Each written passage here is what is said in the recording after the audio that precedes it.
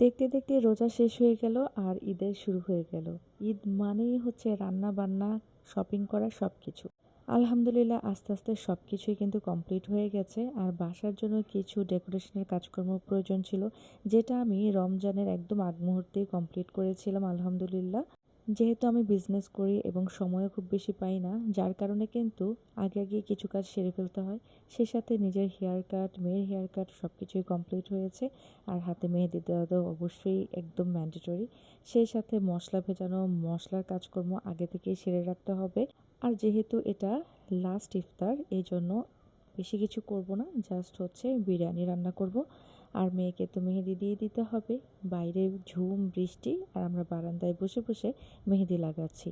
চান রাতের যদি এরকম অবস্থা হয় তাহলে কেমন লাগে। যাই হোক, ওয়েদারটা ঠান্ডা ঠান্ডা ছিল, ভালোই লাগছিল।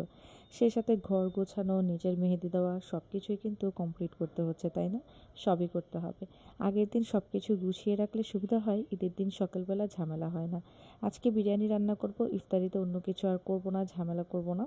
যাই হোক, গরুর মাংস, মুরগির মাংস সব কিছু আগে থেকে সেট করে রেখে দিতে হবে। আর আমি হচ্ছে এখন গরুর মাংসটা ম্যারিনেট করে রেখে দেবো। এটা কিন্তু চান রাতের বিকেলবেলার ঘটনা। এই চান রাতের বিকেলবেলা আমি সব কাজ কিন্তু কমপ্লিট করে রেখে দিই, তাতে করে আমার প্যারা কম হয়।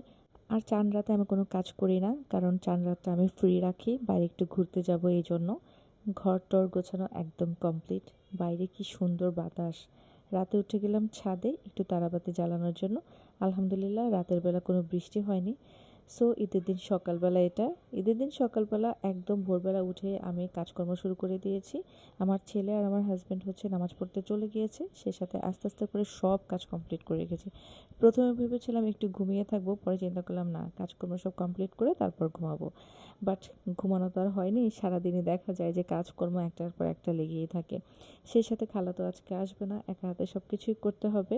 তারপরে এই টাইপের কিছু রেডিমেডস থাকার কারণে কিন্তু আমাদের কাজটা আসলে অনেক সহজ হয়ে গিয়েছে। রান্না করলাম চটপটি, কারণ চটপটিটা অনেক বেশি পছন্দ করি, একটু বেশি করে রান্না করলাম যাতে করে আমার শ্বশুরবাড়িতেও নিয়ে যেতে পারি। তো রোস্টটাও রান্না করে ফেলছি, এখানে পোলাওটাও আলহামদুলিল্লাহ শেষ রান্না করা। তার মধ্যে আমার ছেলের ফ্রেন্ডরা চলে আসলো বাসায়। তো খুবই ভালো লাগছিল ওদেরকে দেখে, মনে হচ্ছিল যে এই সময়টা যদি এভাবে ধরে রাখতে পারতাম। কেন যে বাচ্চারা তাড়াতাড়ি বড় হয়ে যায়, এরকম ছোটোবেলাটাই মনে হয় যে সবচেয়ে সুন্দর, সবচেয়ে মধুর।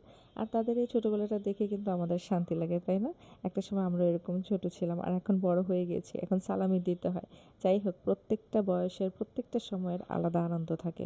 তো আমি তাদেরকে খাবারগুলো সার্ভ করে দিয়েছিলাম, এক একজন এক একটা খাবে, কেউ ফুচকা, কেউ চটপটি, কেউ বা সেমাই। তো এভাবে করে আমাদের ঈদের দিন সকালটা খুব সুন্দর কেটেছে। সবাইকে ঈদ মোবারক, সবাই ভালো থাকবেন, আমাদের পাশে থাকবেন। আল্লাহ